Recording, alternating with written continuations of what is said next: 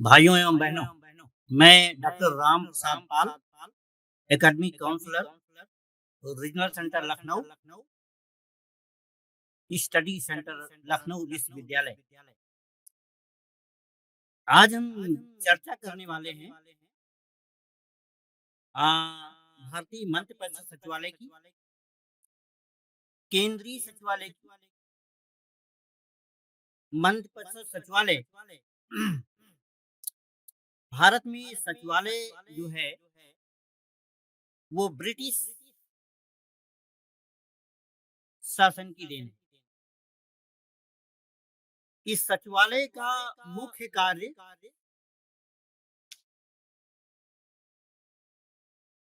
अभिलेखों को बनाए रखना और मंत्रिपरिषद को सचिवीय सहायता प्रदान करना। कहने का अभिप्राय है जो केंद्रीय मंत्रिपरिषद है, केंद्रीय मंत्रिमंडल है, उसकी सहायता के लिए ये सचिवालय का गठन किया गया। भारत में कैबिनेट सचिवालय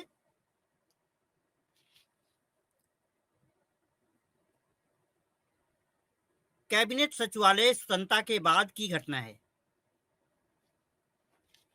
वैसे ऐतिहासिक दृष्टि से इसकी रचना स्वतंत्रता के पूर्व हो चुकी थी,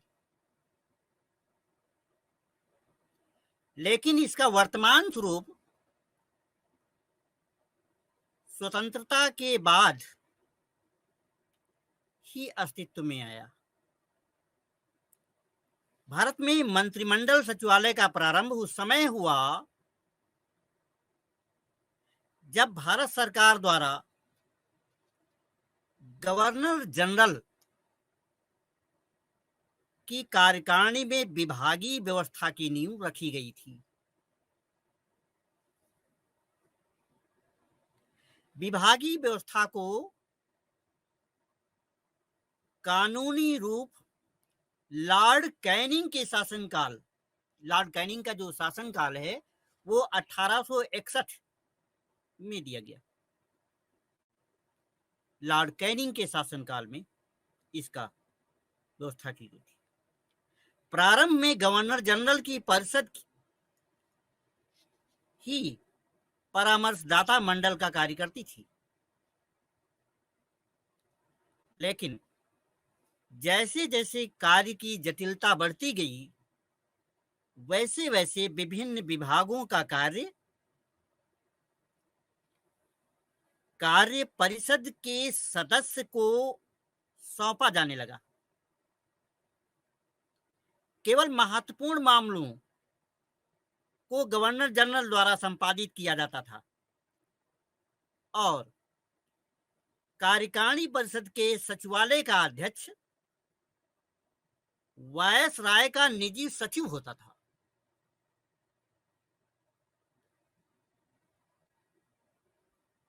क्रमानुसार नवंबर 1935 में वायसराय के निजी जो सचिव था, वायसराय का निजी सचिव को कार्यकारिणी परिषद के सचिव का अतिरिक्त दर्जा प्रदान किया गया।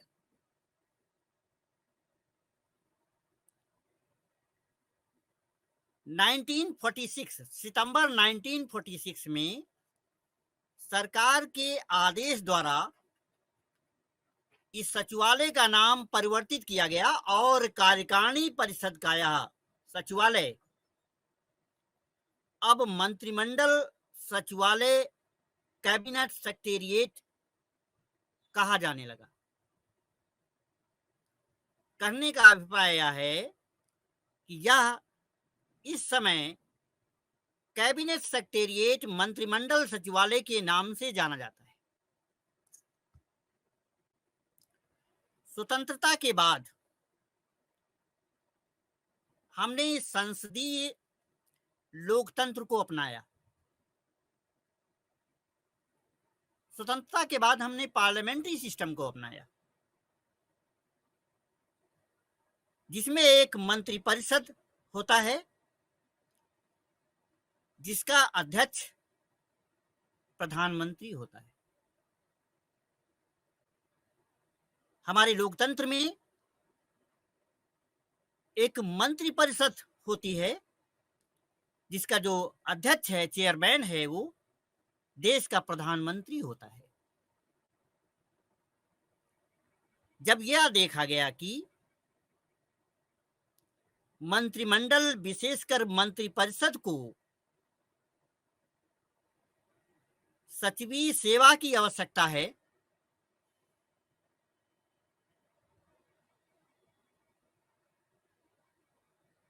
जिसके लिए वरिष्ठ अधिकारियों की आवश्यकता थी, अतः 1947 में 1947 में एक नया मंत्रिपरिषद सचिवालय अस्तित्व में आया। मंत्रिपरिषद सचिव को मंत्रिपरिषद सचिवालय का उत्तरदायी बनाया गया। 1948 में 1948 में मंत्रालयों के विभिन्न विभागों की इकाइयों को मंत्रिमंडल सचिवालय में संबद्ध कर दिया गया।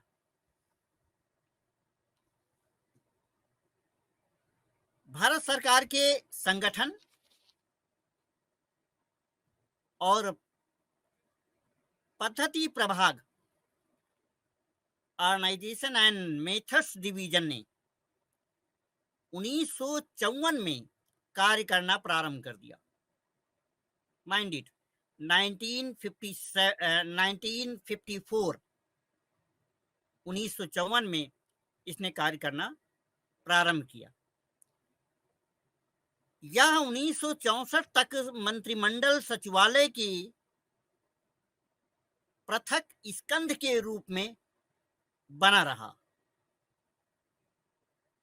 1964 में प्रशासनिक सुधार विभाग नाम का एक नया विभाग गृह मंत्रालय में स्थानांतरित किया गया। गृह मंत्रालय में स्थानांतरित किया गया। प्रथम प्रशासनिक सुधार आयोग के सुझावों के परिणाम स्वरूप एक केंद्रीय कार्मिक एजेंसी अगस्त 1970 में 1970 में स्थापित की गई और फरवरी 1973 में सीपीए की संस्तुति के आधार पर प्रशासनिक सुधार आयोग को वापस कैबिनेट में स्थानांतरित कर दिया गया। उसके बाद सन 1977 में जब जनता दल की सरकार थी, जनता दल सरकार के समय कार्मिक और प्रशासनिक सुधार विभाग को फिर से गृह मंत्रालय में स्थानांतरित कर दिया गया। पहले तो था ही, बाद में फिर भी इसको जो है गृह मंत्रालय में, जब जनता दल की सरकार थी तो कार्मिक और प्रशासनिक सुधार विभाग को फिर से जो है गृह मंत्रालय में स्थानांतरित कर दिया गया, ट्रांसफर कर दिया गया। तब से यह विभाग मंत्रालय में कार्य कर रहा है। इसका मतलब ये हुआ कि ये मंत्रालय 1977 से आज तक जो कार्य कर रहा है वो इसी विभाग में कर रहा है। मंत्रिमंडल सचिवालय का संगठन की अगर हम बात करें, ऑर्गेनाइजेशन ऑफ कैबिनेट सेक्रेटेरिएट, तो मंत्रिमंडल सचिवालय प्रधानमंत्री के अधीन है। क्यों? क्योंकि प्रधानमंत्री ही मंत्रिमंडल का मुखिया है। इसका सचिव कैबिनेट सचिव कहलाता है। इसकी सहायता के लिए अन्य अधिकारीगण होते हैं। कैबिनेट सचिव की सहायता के लिए तमाम अन्य अधिकारी होते हैं मंत्रिमंडल सचिवालय के अधीन। जो कार्य हैं वो इस प्रकार हैं। मंत्रिमंडलीय मामलों संबंधी विभाग इसके पास हैं। सेवी वर्ग विभाग इसमें सम्मिलित है। सांख्यिकी विभाग, इलेक्ट्रॉनिक विभाग आदि विभाग इसमें सम्मिलित होते हैं। सचिवालय की संगठन रचना कुछ इस प्रकार की है। प्रधान सचिवालय,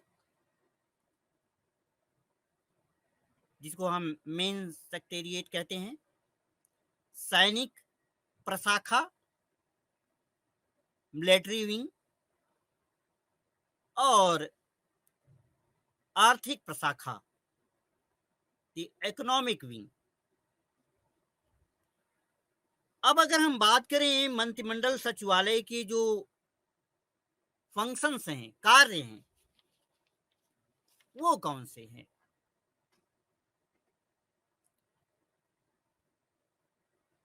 जैसा कि हम जानते हैं कि भारत में मंत्रिमंडल सचिवालय ब्रिटिश अनुभव का एक अनुकरण है। ब्रिटिशर्स की ये देन है। इसका भाग्य राजनीतिक कार्यकारी के उतार चढ़ाव और प्रधानमंत्री के दृष्टिकोण के साथ बदलता है। क्योंकि हम जानते हैं कि प्रधानमंत्री ही मंत्रिमंडल का मुखिया होता है, तो जो इसका स्वरूप है वो राजनीतिक जो उथल पुथल है, राजनीतिक उतार चढ़ाव है और प्रधानमंत्री की क्या नजरिया है,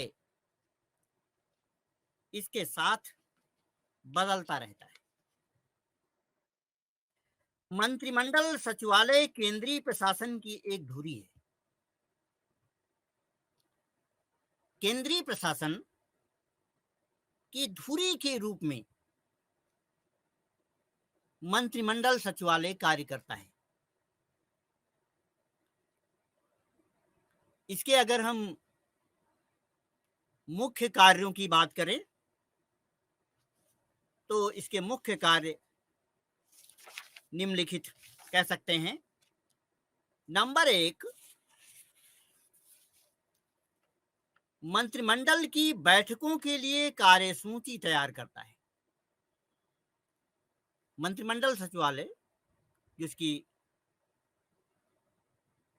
प्रमुख कार्य है कि मंत्रिमंडल की जो बैठकें होती हैं उसके लिए कार्यसूची तैयार करता है और उसके विचारार्थ आवश्यक सूचनाएं और सामग्री उपलब्ध कराता है। मंत्रिमंडल के जो राजनीतिक मुखिया हैं, जिनको हम कैबिनेट मिनिस्टर कहते हैं, उनकी सहायता के लिए ये मंत्रिमंडल सचिवालय है। उनको आवश्यक सूचनाएं देता है और इसके साथ ही साथ उनको सामग्री भी जो है, लिखित सामग्री भी उपलब्ध करवाता है। मंत्रिमंडल की बैठकों में जो वाद विवाद होता है, सरकार पक्ष द्वारा, विपक्ष द्वारा जो भी वाद विवाद होता है, जो चर्चाएं होती हैं, उनका रिकॉर्ड, जो निर्णय लिए गए हैं, उन निर्णयों का रिकॉर्ड मंत्रिमंडल सचिवालय रखता है और उन्हें सभी संबंधित मंत्रालयों को प्रसारित भी करता है, जो उससे संबंधित और उसके जो है विभाग हैं और जो उसके संबंधित मंत्रालय हैं, उनको भी प्रसारित करता है। ये उसका कर्तव्य है, ये उसका मुख्य कार्य है।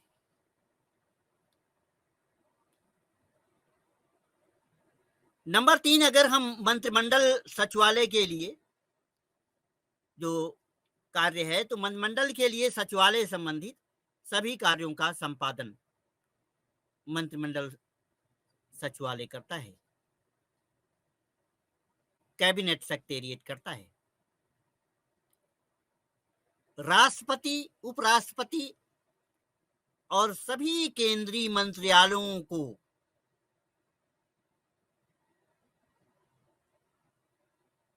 केंद्र सरकार द्वारा की गई गतिविधियों की जानकारी देता है। जैसा कि हम जानते हैं कि राष्ट्रपति देश का सर्वोच्च मुखिया है, संवैधानिक मुखिया है राष्ट्रपति। इसलिए जो भी केंद्रीय मंत्रिमंडल के द्वारा, जो भी प्रधानमंत्री के द्वारा निर्णय लिए गए हैं, जो भी कार्य किए गए हैं,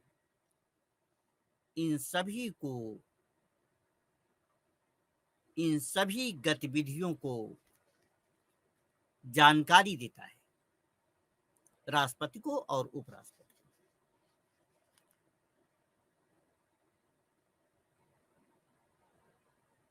सरकार के कार्य के नियमों को तैयार करता है। सरकार में कौन कौन से कार्य होने हैं, उनके मेन कार्यों को, उनके नियमों को तैयार करता है और उन्हें अंतिम रूप देता है। क्यों? ऐसा क्यों है? क्योंकि मंत्रिमंडल में जो मिनिस्टर्स लोग हैं, जो मंत्री लोग हैं, उनमें बहुत सारे ऐसे मंत्री हैं जिनके पास प्रशासनिक अनुभव नहीं है। तो प्रशासनिक अनुभव की कमी के कारण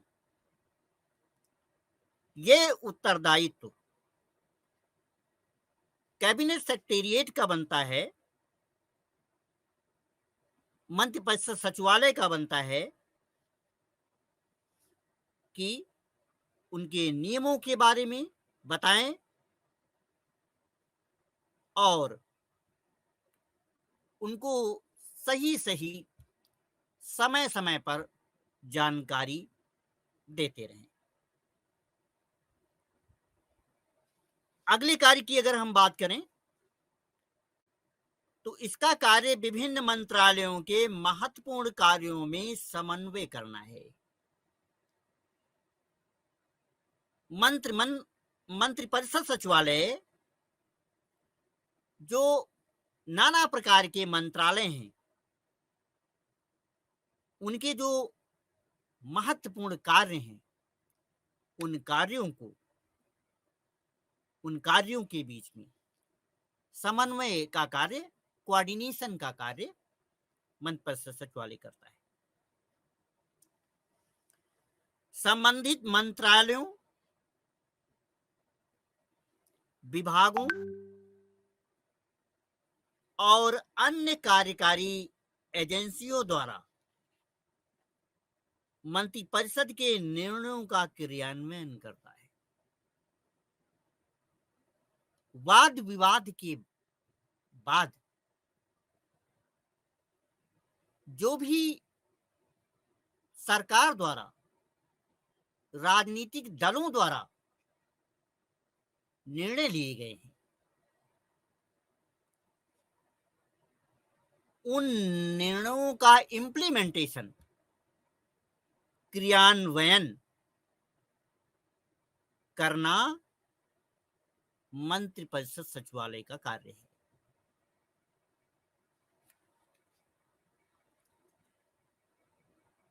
मंत्रियों की नियुक्ति,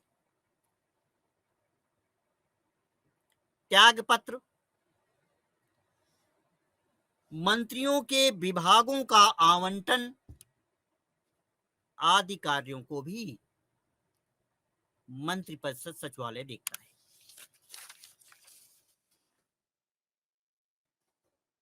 अतः हम ये कह सकते हैं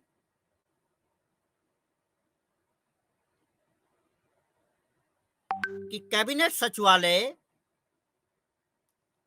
उच्चतम स्तर पर निर्णय किए जाने की प्रक्रिया में समन्वय करने की महत्वपूर्ण भूमिका अदा करता है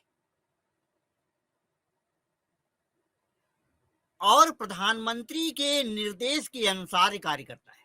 जैसा कि हम जानते हैं, जो मंत्रिपरिषद है और मंत्रिपरिषद का जो मुखिया है वो देश का प्रधानमंत्री होता है। इसलिए प्रधानमंत्री का जो भी निर्देश होता है, जो भी आदेश होता है, उसके आदेश और निर्देश के अनुसार ही कैबिनेट सचिवालय कार्य करता है। जो उसके प्रधानमंत्री के खिलाफ नहीं जा सकता। क्यों? क्योंकि वो देश का प्रधान है, देश का मुखिया है, वो मंत्रिपरिषद, मंत्रिमंडल, कैबिनेट का मुखिया है। कैबिनेट की एक धुरी की तरह है, धुरी की भांति प्रधानमंत्री कार्य करता है।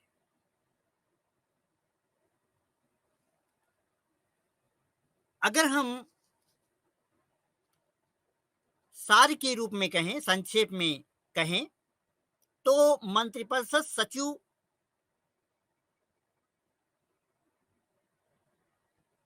प्रधानमंत्री की आंख और कान होता है। मंत्रिपरिषद सचिव प्रधानमंत्री का आंख और कान, प्रधानमंत्री जिसकी सहायता के बिना अपने कार्यों को सही तरीके से, सही प्रकार से संचालित नहीं कर सकता। इसलिए एक बुद्धिमान आदमी, एक कुशल प्रशासक का होना अति आवश्यक है। और हम जानते हैं कि मंत्रिपरिषद का जो सचिव होता है वो एक सीनियर ब्यूरोक्रेट्स, सीनियर नौकरशाह होता है, वरिष्ठ नौकरशाह। इसीलिए क्यों? क्योंकि वो प्रधानमंत्री, उसके ऊपर काफी कुछ निर्भर करता है। जो प्रधानमंत्री को केंद्र सरकार के कारोबार के संचालन में संपर्क बनाए रखने के लिए सक्षम बनाता है। प्रधानमंत्री को क्या करना है, कहां जाना है, इसकी रूपरेखा मंत्रिपरिषद सचिवालय तैयार करता है। इसलिए ऐसे पद पर एक सक्षम अधिकारी का होना अति आवश्यक है। लेकिन मंत्रिपरिषद सचिवालय का कार्य स्टाफ एजेंसी का होता है ना? स्टाफ एजेंसी, लाइन एजेंसी और स्टाफ एजेंसी। तो लाइन एजेंसी वो है जो लोग योजनाएं बनाते हैं, अर्थात अब हम कहें तो जो संसद के माननीय सदस्य हैं वो लाइन एजेंसी में आते हैं। तो परिषद सचिवालय का जो मुख्य कार्य है वो स्टाफ एजेंसी का कार्य होता है, स्टाफ एजेंसी का होता है, जिसका कार्य प्रधानमंत्री की सहायता करना, ना कि संचालन करना होता है। तो अगर हम सारी के रूप में ये कहें कि मंत्रिमंडल सचिवालय का कार्य स्टाफ एजेंसी का है और वो प्रधानमंत्री की सहायता करना उसका मुख्य कार्य है, ना कि संचालन करना। जो स्टाफ एजेंसी है वो सहायता के लिए होती है। मंत्रिपरिषद सचिवालय, जिसको मूलतः हम सरकारी समन्वय प्रोत्साहित करने के लिए बनाया गया था, मंत्रिपरिषद सचिवालय को सरकारी समन्वय प्रोत्साहित करने के लिए बनाया गया था। तो इसी भूमिका में रहकर इसको कार्य करना होता है। ये स्टाफ एजेंसी है जो कि लाइन एजेंसी की सहायता करता है। अब हम बात करते हैं बच्चों केंद्रीय सचिवालय की, सेंट्रल सेक्रेटेरिएट की। जैसा कि हम जानते हैं कि भारत में राष्ट्रपति और मंत्रिमंडल केंद्रीय सरकार के प्रमुख कार्यकारी। हमारा संवैधानिक जो ढांचा है जिसमें राष्ट्रपति और मंत्रिमंडल केंद्रीय सरकार के प्रमुख कार्यकारी। राष्ट्रपति औपचारिक एवं मंत्रिमंडल वास्तविक कार्यकारी। जो वास्तविक कार्यपालिका है, जो वास्तविक कार्यकारी है, वो है मंत्रिमंडल, वो है मंत्री, वो है जनता के प्रतिनिधि। केंद्र सरकार की कार्यपालिका शक्ति राष्ट्रपति में निहित है, जिसको परामर्श देने के लिए एक मंत्रिपरिषद है। मंत्रिपरिषद का प्रधान प्रधानमंत्री होता है। देश का प्रधानमंत्री वो मंत्रिपरिषद का प्रधान होता है, जिसकी नियुक्ति, प्रधानमंत्री की नियुक्ति राष्ट्रपति करता है। ये हम जानते हैं कि चुनाव के बाद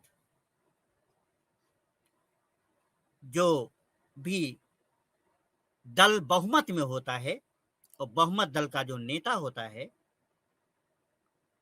तो बहुमत दल के नेता को राष्ट्रपति द्वारा प्रधानमंत्री नियुक्त किया जाता है।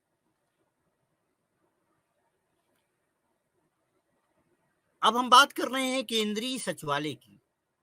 केंद्रीय सचिवालय भारत सरकार के मंत्रालयों तथा विभागों का एक मुख्यालय संगठन बनाया गया। भारत सरकार के मंत्रालयों तथा विभागों का एक मुख्य संगठन बनाया गया, जिसे केंद्रीय सचिवालय कहते हैं। या प्रशासन निकाय का मस्तिष्क है। प्रशासनिक निकाय का मस्तिष्क है, जिसके आदेश संपूर्ण देश में प्रचलित होते हैं।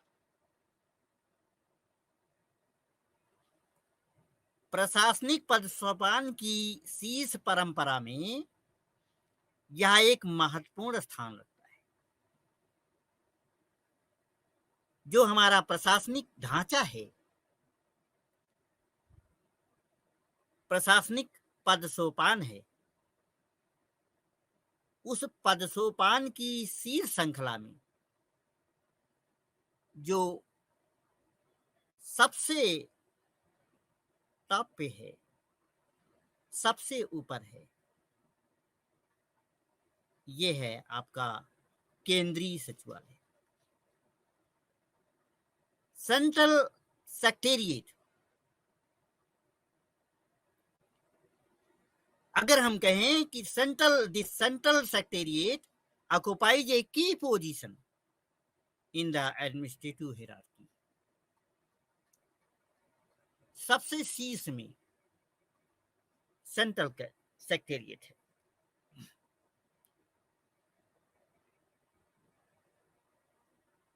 अगर हम इसकी व्यापक रूप से बात करें तो व्यापक अर्थ में सचिवालय शब्द से तात्पर्य सचिवों के कार्यालय से होता है।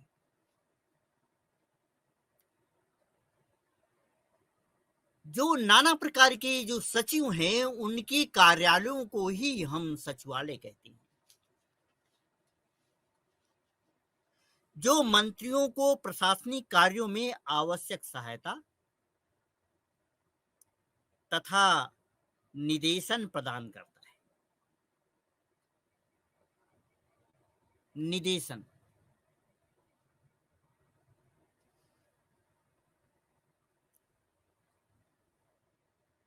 जैसा कि हमने पहले बताया कि मंत्रिपरिषद के जो सदस्य हैं, जो संसद के सदस्य हैं, उसमें सभी के पास इतना अनुभव नहीं होता है और ये लोग चूंकि अस्थायी रहते हैं, इनके पास प्रशासन का अनुभव होता है, तो अपने प्रशासनिक कौशल के कारण, ज्ञान के कारण ये मंत्रियों को जो है प्रशासनिक सहायता देते हैं और उन्हें निर्देशन प्रदान करते हैं। इस शब्द की उत्पत्ति भारत के प्रशासन में उस समय हुई जब अंग्रेजों ने अपने उपनिवेश में सचिव की सरकार स्थापित की। सचिव की सरकार स्थापित की।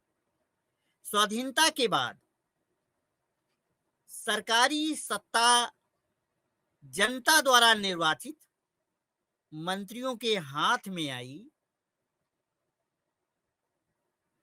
अतः अब प्रशासनिक सचिवों को मंत्रियों के अधीन रखने की व्यवस्था की गई।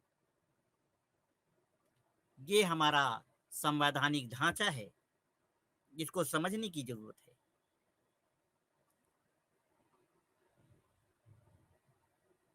प्रशासनिक जो सचिव है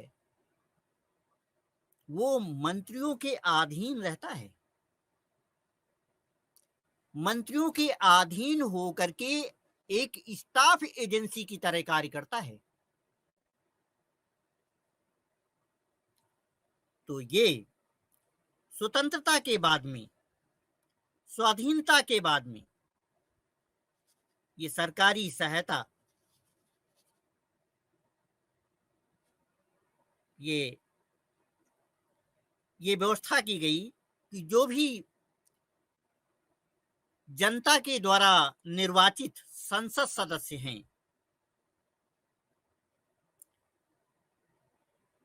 मेन सत्ता उनके हाथ में रहेगी और ये जो प्रशासनिक सचिव होंगे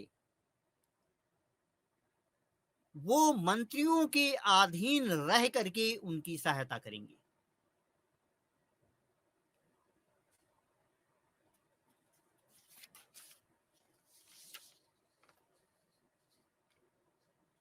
केंद्रीय सचिवालय का जो वर्तमान संगठन है वो कुछ इस प्रकार है।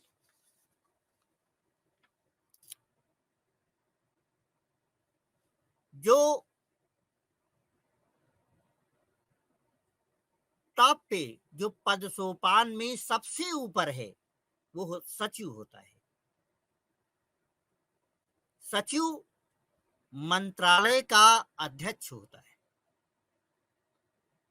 और जैसा कि मैंने बताया कि सचिव एक सीनियर नौकरशाह, वरिष्ठ नौकरशाह होता है। फिर उसके नीचे विभाग आते हैं, तो हर विभाग का सचिव विभाग का अध्यक्ष होता है।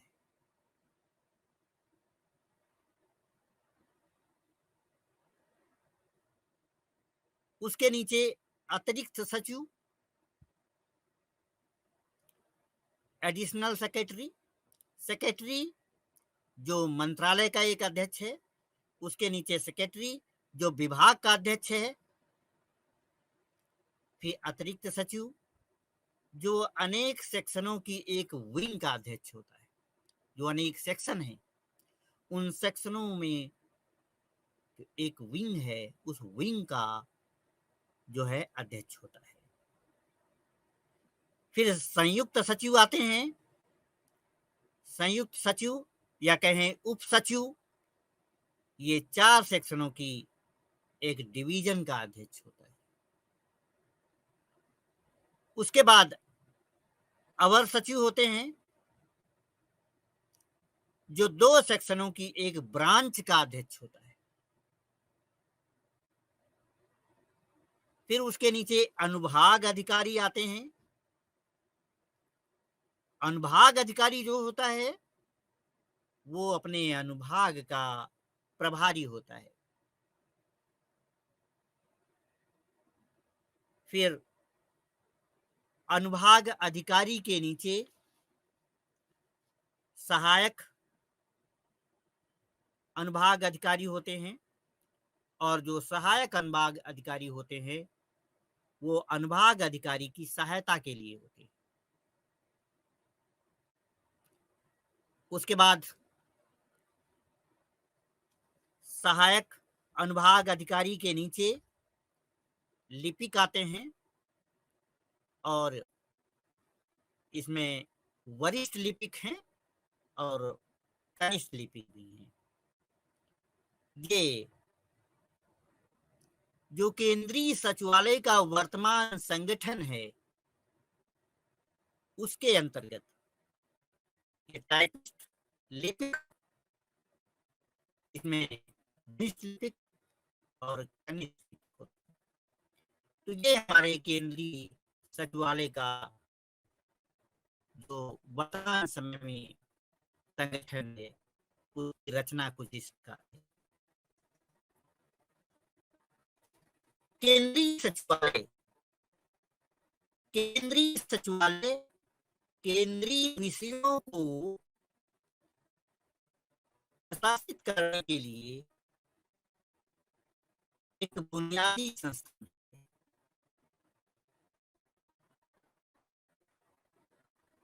सेंट्रल कैबिनेट जो केंद्रीय भी हैं उनको प्रशासित करने के लिए मुख्य संस्थान। अगर हम इस कार्यों की चर्चा करें तो इसके कार्य कुछ इस प्रकार हैं। सरकार की नीतियों के निर्णय में मंत्रियों की सहायता करता है। सरकार की नीतियों के निर्णय में मंत्रियों की सहायता करता है। केंद्र सरकार द्वारा, संघ सरकार द्वारा जो भी निर्णय लिए जा रहे हैं,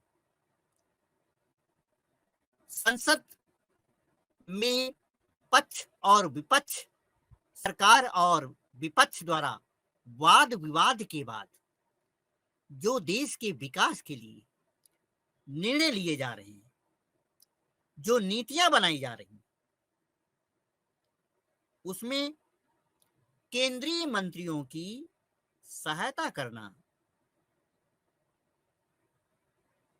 ये केंद्रीय सचिवालय का कार्य है।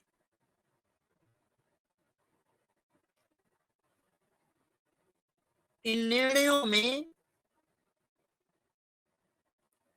वित्तीय उपलब्धता, मानव संसाधन उपलब्धता, फाइनेंस, जैसा कि हम जानते हैं प्रशासन बिना वित्त के नहीं चल सकता, तो वित्तीय उपलब्धता करवाना और मानव संसाधन की, मैन पावर प्लानिंग की व्यवस्था करवाना, उपलब्धता करवाना, और इसके साथ ही जो उससे संबंधित मंत्री है, संबंधित मंत्री के समक्ष मसौदा रखने से पहले उस पर गहन चर्चा करना, गहन चर्चा करना, ये भी केंद्रीय सचिवालय का मुख्य कार्य है। क्योंकि मंत्री अपने कार्यों में अधिक निपुण नहीं है, उन्हें प्रशासन का अनुभव नहीं है,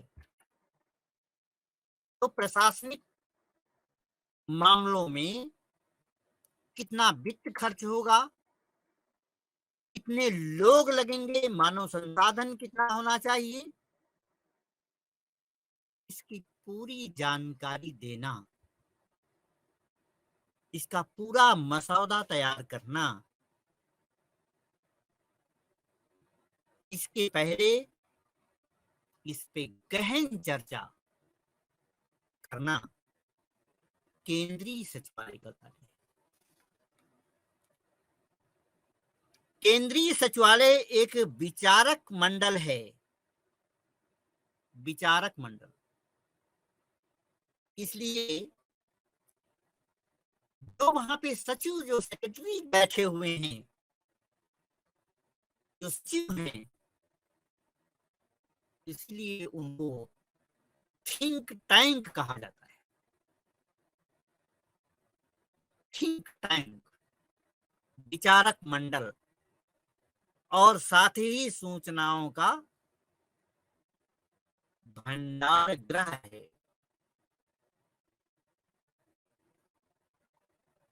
केंद्रीय सचिवालय से सूचना मंत्रियों को दी जाती है, और वो मंत्रीगण इसके आधार पर नीतियां तैयार करते हैं। नीतियां बनाने में भी नौकरशाही सहायता प्रदान करती है। जगह जगह पर मंत्रियों की सहायता करना, उनको सही सलाह देना, ये सचिवों का काम है। और वो सचिव केंद्रीय सचिवालय में बैठे हुए हैं। इसीलिए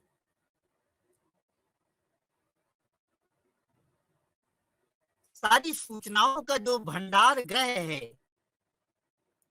वेयर हाउस जिसे हम कहें, वो केंद्रीय सचिवालय है, जो सरकार को तत्कालीन नीतियों की समीक्षा करने और भविष्य के लिए योजना बनाने में सक्षम बनाता है। ये केंद्रीय सचिवालय है जहां पे बैठे हुए लोग, जहां पे बैठे हुए विचारक सूचनाओं को केंद्रीय सरकार में बैठे हुए लोगों को देते हैं,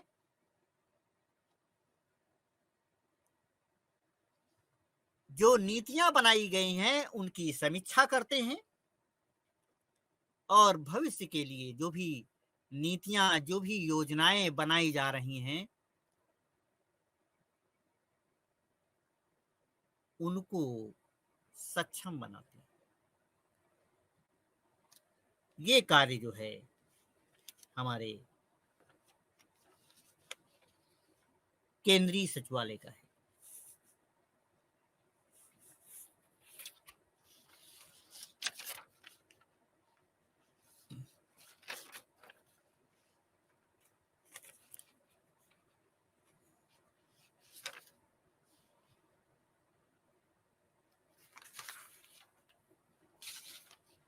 नीति आयोग, प्लानिंग कमीशन और वित्त आयोग, फाइनेंस कमीशन। प्लानिंग कमीशन और फाइनेंस कमीशन, नीति आयोग और वित्त आयोग जैसे आयोगों के बीच यह सचिवालय एक बड़ी कड़ी का कार्य करता है। क्यों? क्योंकि देश के विकास के लिए, देश के लिए जो योजनाएं तैयार की गई हैं, इन योजनाओं को तैयार करना नीति आयोग का काम है। इसके लिए प्लानिंग कमीशन बना हुआ है और इन नीतियों को क्रियान्वित करने के लिए, उनका इम्प्लीमेंटेशन करने के लिए वित्त की आवश्यकता होती है।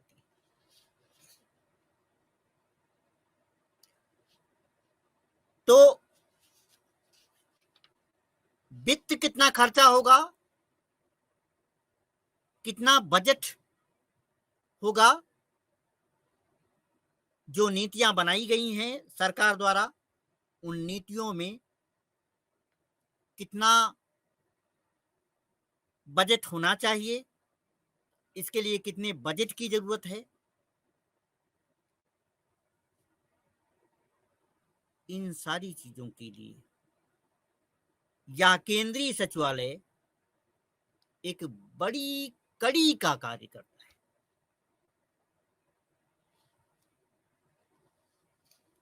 ये कहिए कि एक पुल का कार्य करता है। सचिवालय सरकारी नीतियों को बनाने में संबंधित मंत्रियों की मदद करता है। एक बार नीतियों को तैयार होने के बाद यह सचिवों का उत्तरदायित्व है कि वह इन नीतियों के कार्यान्वयन पर ध्यान रखे। नीतियां तो माननीय संसद सदस्यों के द्वारा बनाई जाती,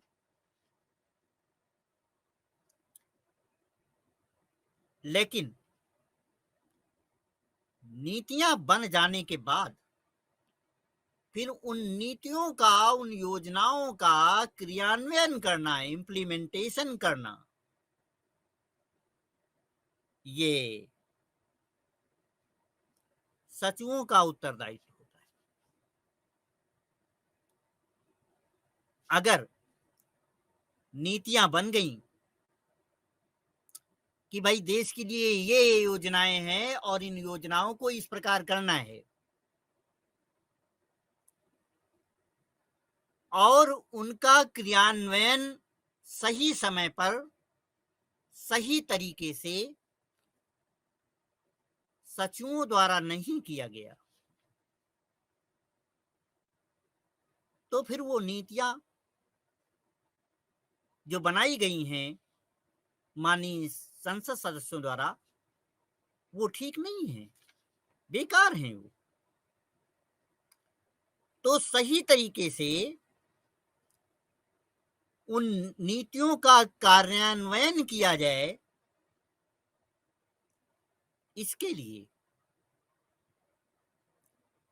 जो वरिष्ठ नौकरशाह हैं उनका ये उत्तरदायित्व बनता है कि उन नीतियों का इम्प्लीमेंटेशन, कार्यान्वयन का ध्यान रखें और सही समय पर करें। ऐसा ना हो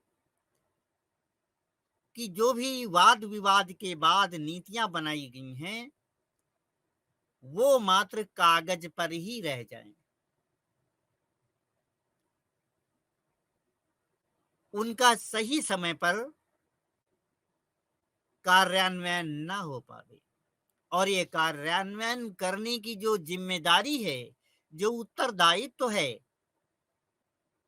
वो केंद्रीय सचिवों का है। इसके अतिरिक्त नीतियों में संशोधन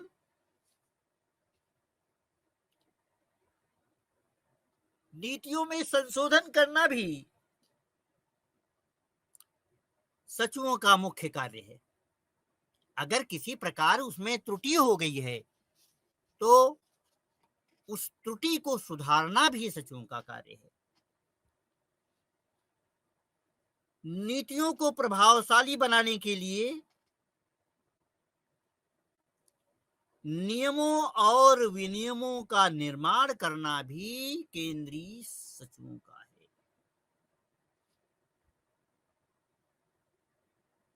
नीतियों को प्रभावशाली बनाने के लिए नियम और विनियम उनका निर्माण करना भी सचिवों का उत्तरदायित्व है। संचालित योजनाओं के लिए प्रशासनिक और वित्तीय स्वीकृति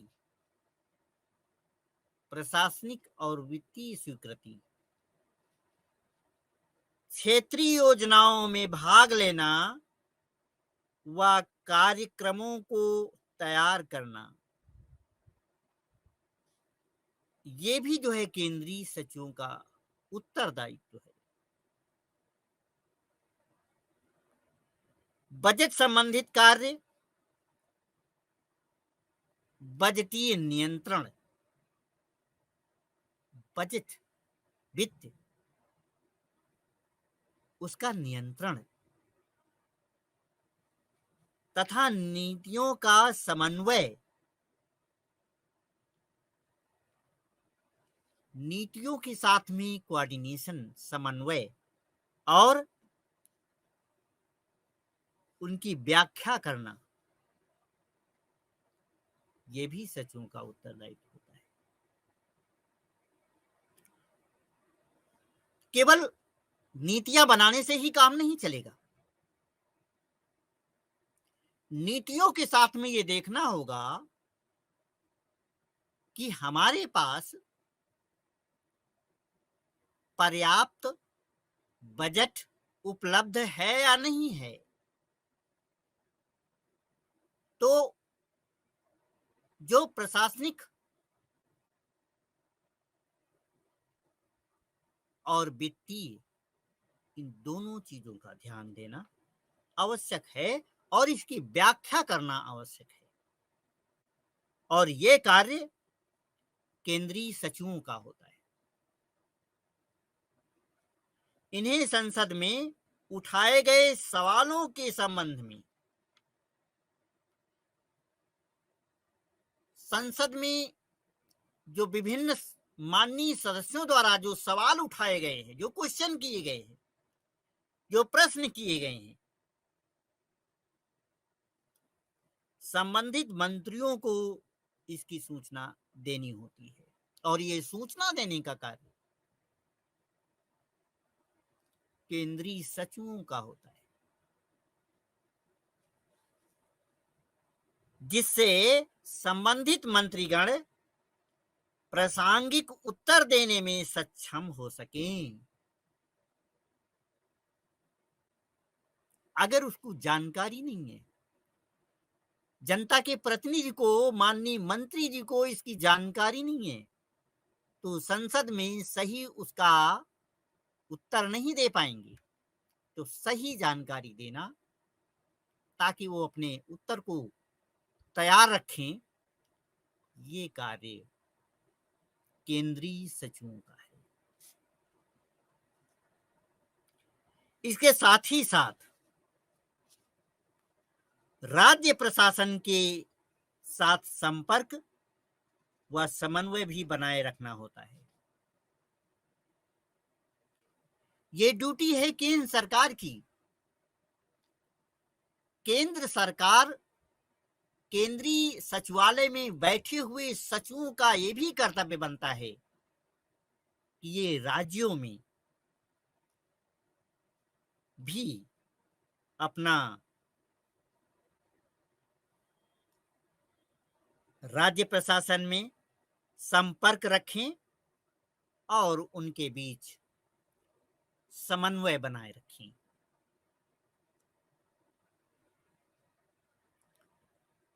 भारतीय प्रणाली में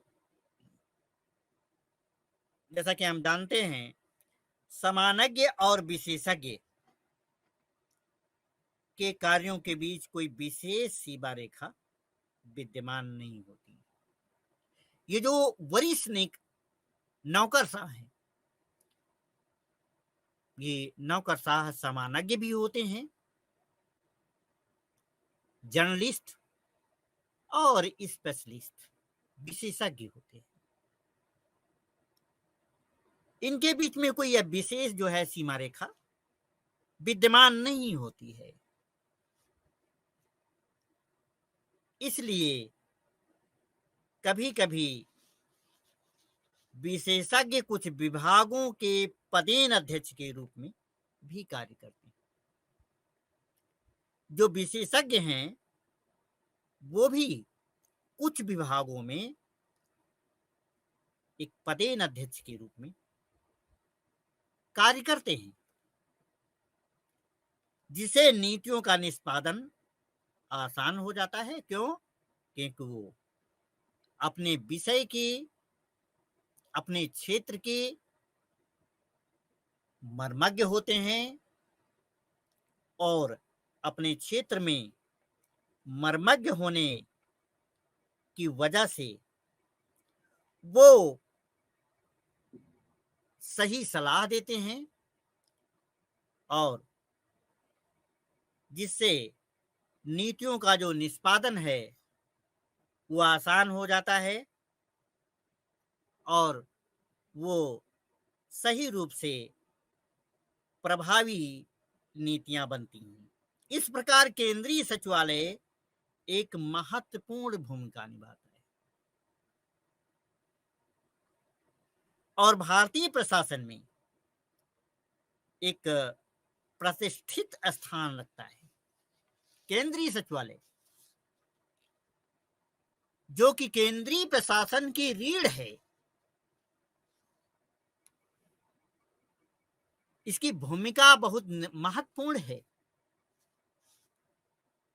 इसलिए भारतीय प्रशासन में केंद्रीय सचिवालय का जो कार्य है वो सराहनीय है, एक प्रतिष्ठित कार्य है।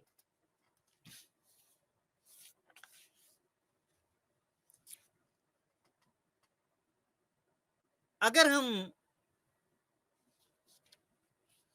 सारांश के रूप में कहें तो केंद्र सरकार के सभी मंत्रालय